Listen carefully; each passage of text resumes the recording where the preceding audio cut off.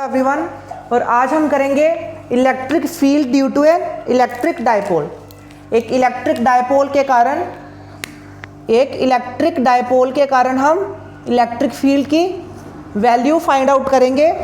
और इसमें दो पोजीशंस हैं। कौन सी दो पोजीशन?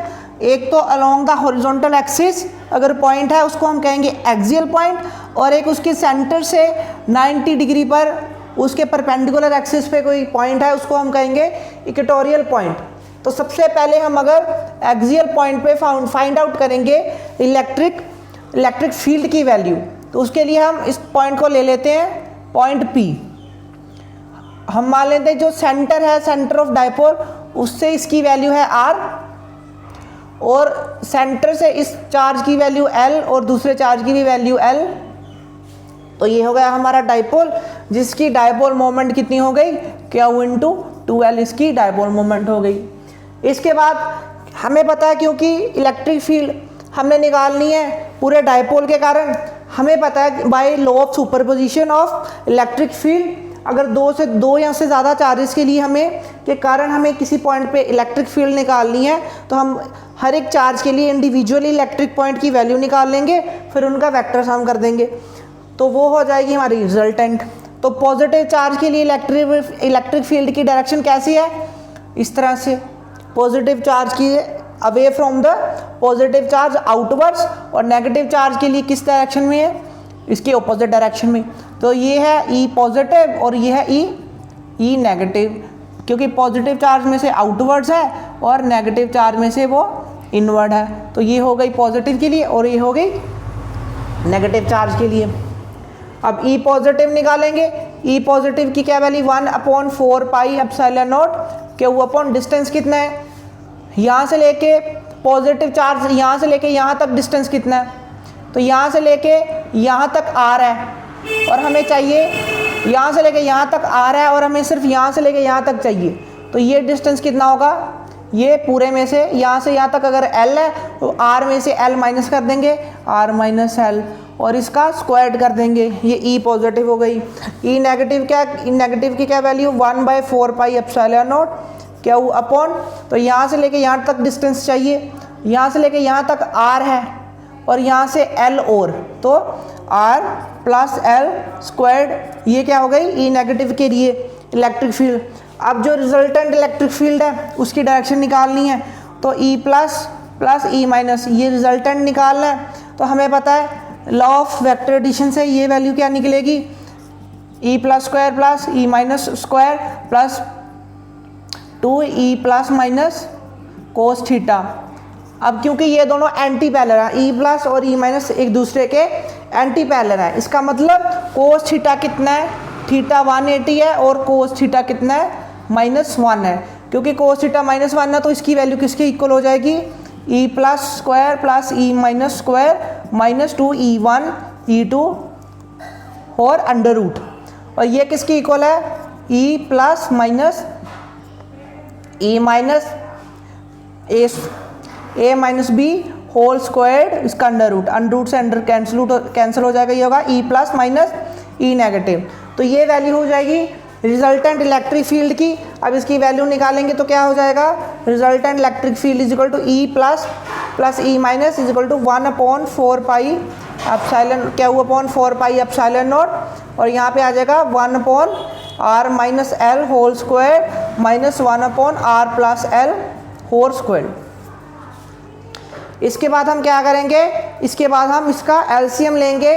तो जब इसका एलसीएम लेंगे तो वो क्या आ जाएगा? E is equal to Q upon 4 pi epsilon naught, और एलसीएम में R माइनस L स्क्वायर्ड और R प्लस L, दोनों का क्योंकि इंडिविजुअल स्क्वायर है तो ये पूरे का स्क्वायर भी लिख सकते हैं, और यहाँ पे लिखेंगे R plus L squared minus R minus L whole squared.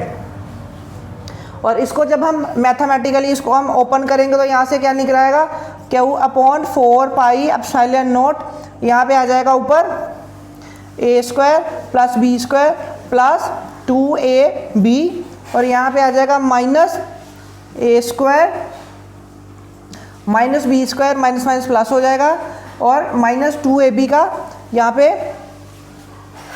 A square plus B square minus 2AB, यहाँ पे भी माइनस माइनस जो है वो प्लस हो जाएगा। तो यहाँ पे क्या आएगा, a square plus b square plus 2ab minus a square minus a squared plus b squared, तो यहाँ पे भी माइनस और minus 2ab plus 2r into L, ये आ जाएगा ऊपर।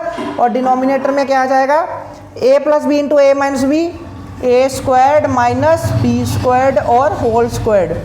तो ये जो ऊपर स्क्वायर है ये whole square, a plus B into A minus B, A square minus B square. इसके बाद आगे करेंगे कैलकुलेशन, तो ये क्या आ जाएगा, क्या हुआ अपॉन 4 पाई एप्सिलॉन नॉट, और ऊपर बाकी सब कुछ कैंसिल हो गया, ऊपर क्या रह गया 2rl, और नीचे आ जाएगा r squared minus l squared और होल स्क्वायर्ड।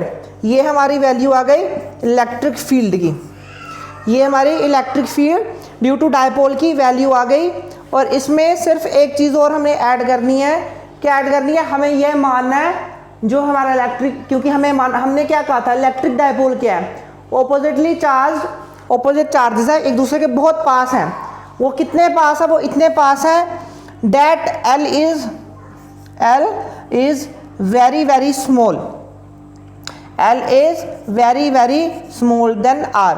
तो जब L is very very small then R, suppose अगर R की वैल्यू 10 रेज़्ड बाय समथिंग है और L की वैल्यू सिर्फ 0 पॉइंट समथिंग है, तो हम जो है R, यहाँ पे हम R square minus L square को हम क्या लिख सकते हैं, हम R स्क्वायर ही लिख सकते हैं।